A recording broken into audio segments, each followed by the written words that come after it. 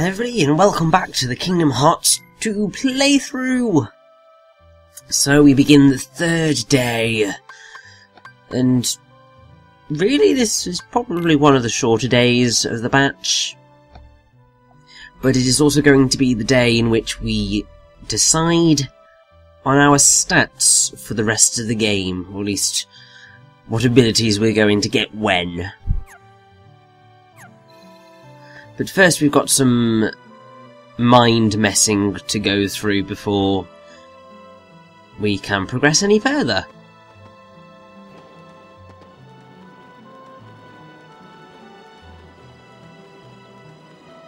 I do like that the game does direct you to certain places at certain times, because if you haven't figured out your way around the place, it just kind of make it more simple. Oh, wonderful, time stopped. Hello, Roxas. Hi. And you are... I wanted to meet you at least once. me? Yes, you.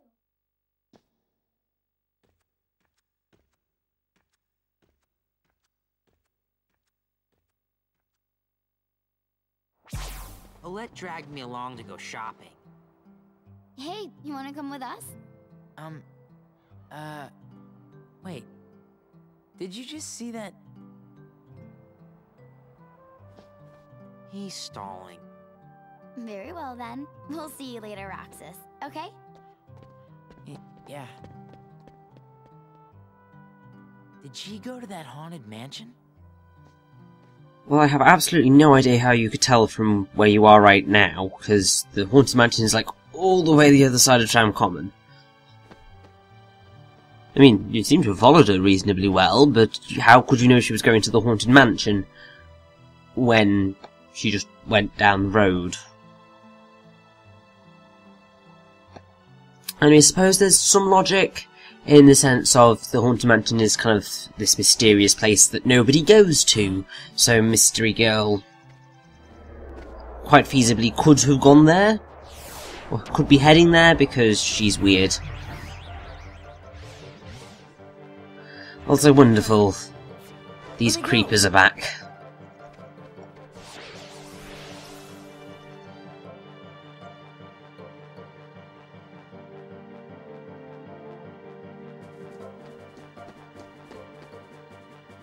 Hey, chicken wuss. Who's that? I don't know, but they've already crossed the line. Find a weapon.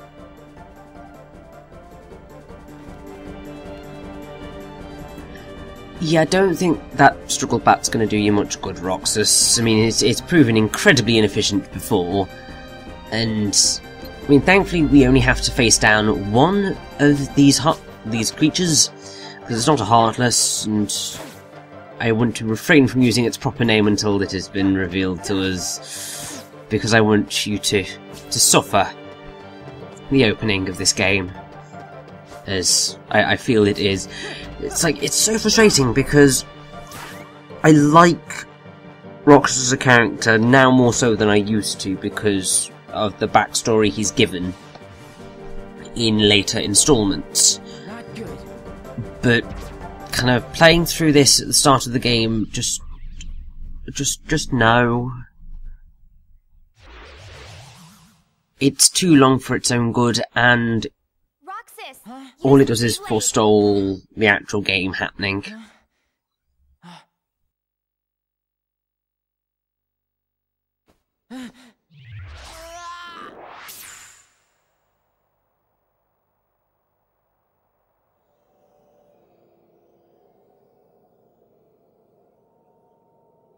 Now, this place should look familiar. Remarkably familiar, I should say.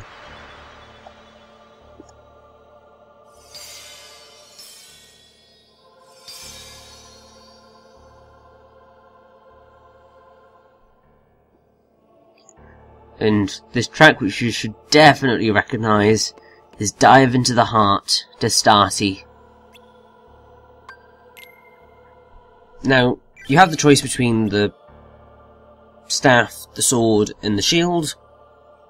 Basically what they do is they decide what abilities you're going to get in what order. The reason that I chose to go with the shield is because it means that I get once more and second chance a lot sooner. Which are amazing. They are kind of two of the greatest abilities in the game, and you are going to want them. Now the battle music in this area is Fragments of Sorrow, I believe. And it's pretty awesome. And I really like the design of this area. I loved it in the original game, and it's just as cool here, really. Although slightly frustratingly, because I'm playing on Proud mode, I'm going to have to do a lot more fighting here than I would do otherwise.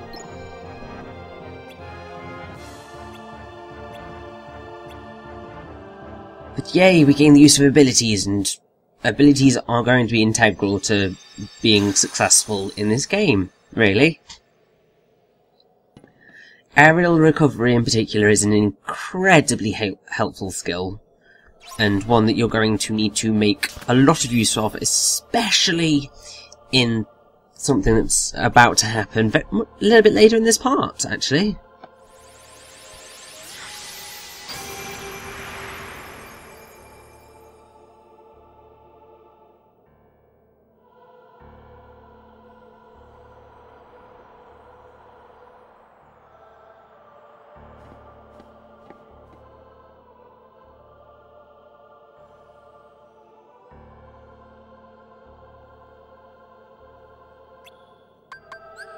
So, I believe basically what that was telling you is that up until this point, you could not get a game over, no matter how hard you tried. From this point onwards, however, you can get a game over. And if you're playing on Proud mode like I am, it's very likely that you're going to see a number of them. I have thankfully cut, I believe, all of them out for you, so you don't have to suffer yourselves through all of that and all my failed attempts. But, either way. Now, at the top of the Station of Calling, on that red platform, we are going to face an enemy much stronger than anything we have faced yet. Now, unlike Darkside in the original Kingdom Hearts, this fellow is a lot harder. And as such, it is definitely recommended to kill every single enemy on your way up. And also to leave the area and come back and kill more. I think you really want to be at least level 3. I think that's at least what I got up to. I think the recommended level is level 4, which is really mean. Because that's a lot of enemies to kill to be able to get there. And also, you aren't thrown enough enemies on the way up to be able to actually, you know, get that, so you have to leave and come back, which is frustrating.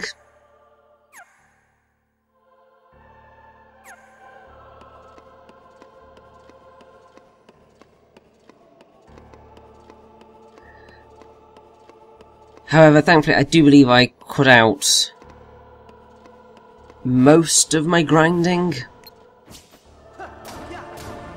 All you're seeing is the first and final runs of the Station of Calling, because I was here for a while, at least.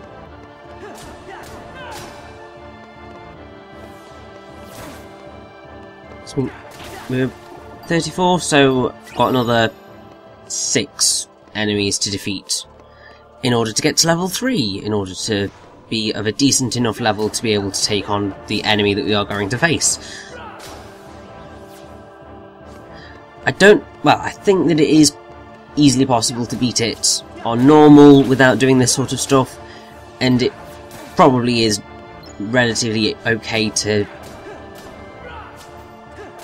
beat it without doing the sort of grinding that I'm doing. However, I wanted to try and, you know, get it so that I had a better chance at not failing miserably. Because it's very easily possible to do.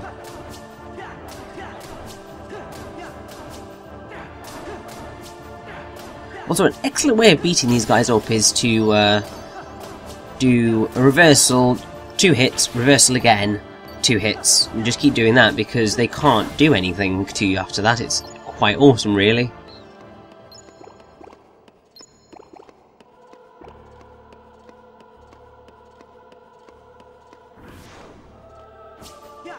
I just really like stained glass. That it's a design that I think doesn't get used enough in video games, really. Doesn't get used enough in modern Windows, in either, which is slightly frustrating because it was obviously incredibly popular in the medieval period, which is why pretty much the majority of churches and cathedrals and stuff have stained glass windows, and they are beautiful.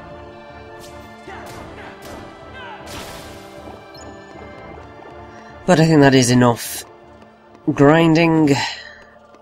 It's time to go and face what lies beyond the door.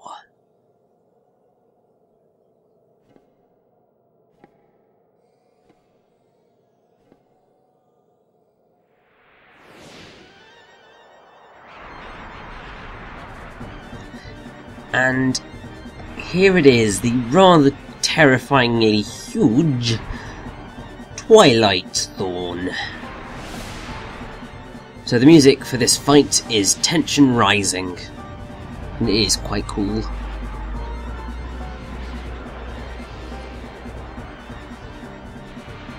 Now, the Twilight Thorn is essentially this game's version of Darkside, and it's a pretty fun fight. It's also a pretty terrifying monster in the whole grand scheme of things.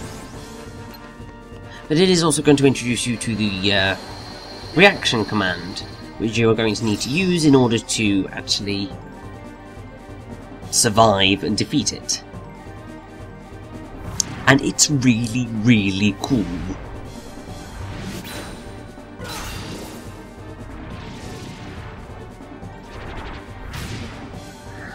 Now this fight is a reasonable challenge because you are so low on health, and he don't really pull his punches. He hits hard, and he's much more a challenge than Darkside ever was. But as I was, I think, just about trying to get on to say, Twilight Thorn has a little bit more of a connection to Darkside than you may suspect. So, Twilight Thorn's name it's referencing Twilight, aka the bit between the time of day between sunrise and sunset. Well, it was mostly kind of just before the sun sets. And then the thorn is to do with all this thorny stuff that comes out, which you need to use reversal on to be able to get up to his head. However, his Japanese name is, I think, Twilight Zone. Now, most people know of the TV series Twilight Zone. But what I don't think that many people would know is that Darkside is also part of the name of a TV series, Tales from the Dark Side, and both of them are science fiction horror serials. So it's the links between Twilight Thorn and Darkside are quite big, and they go much deeper than merely it's the first boss and it's in this area and so on and so forth, which I think is a nifty idea, really. But as you can see, I am having to make a lot of use of my potions. I really sucked at this game at the start, and to be perfectly honest, I was even worse when I played the game the first time. At least this time I've developed my gaming skills and tackled some rather challenging action games, so I'm more on the ball with this sort of stuff, especially with healing, because not all games allow you to heal. Although I will say the complete lack of the ability to dodge roll throughout this game is frustrating. It's even more frustrating because there is a particular enemy's attack which the reaction command to get out of the way is a dodge roll, and also dodge roll appears as an ability for a limit which we'll learn about later, that only was only created for the final mix version of Kingdom Hearts 2, which is the version of the game that is going to be in Kingdom Hearts 2.5 HD Remix. It's definitely the superior version. It's got more content, more bosses, more cutscenes, more everything. The only thing that I hate about it is the fact that they changed the coloration of some of the enemies, and the coloration changes are absolutely hideous.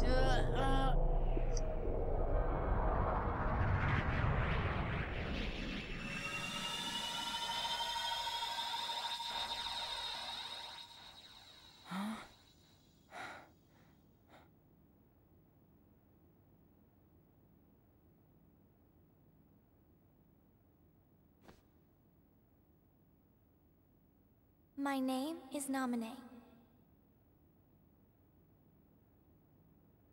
Roxas, do you remember your true name? Say no more, Naminé. But if no one tells him, Roxas will... It's best he doesn't know the truth. Hey, you're that pickpocket.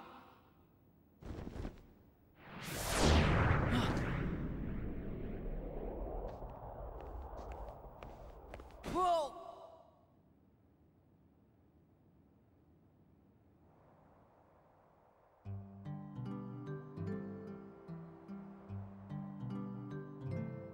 Cypher, strike a pose, you know? How's this? That's totally perfect, you know? How about one more, you know? What's that for? Keepsake. Those freaks in the white jumpsuits are gone, you know? Cakewalk. What were those things? Outsiders, that's what. And if they don't wise up to the rules around here, I might have to take disciplinary measures. Oh yeah, Cypher's always looking after the town, you know?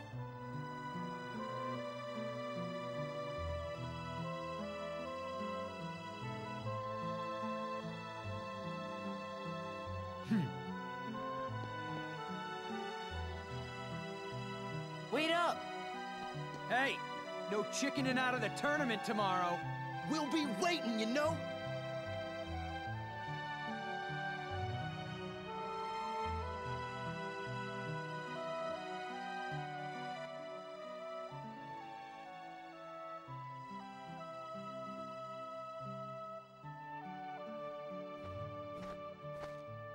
So, you hung out with Cypher's gang today? No, it's not like that. Oh yeah. How was the beach? Wasn't that today? We didn't go. It wouldn't be the same without you, right? Sorry. Well, why didn't you try to find him? Hey. And also, it really wasn't that much of the day that he was missing, you know? Get those Like, pretzels. for God's sakes. I promised I'd be somewhere. Oh. Oh.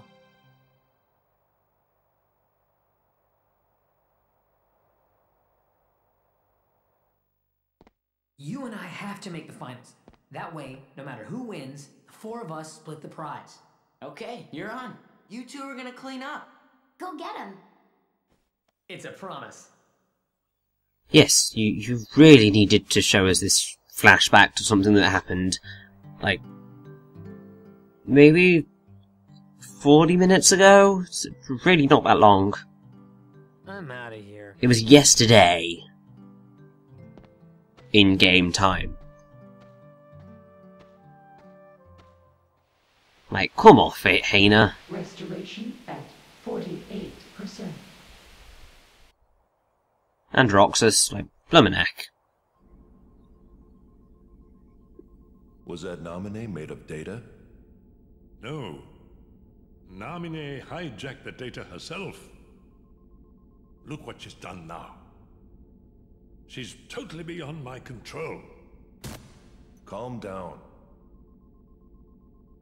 It doesn't matter. As long as Namine accomplishes her goal, we needn't worry about what befalls Roxas.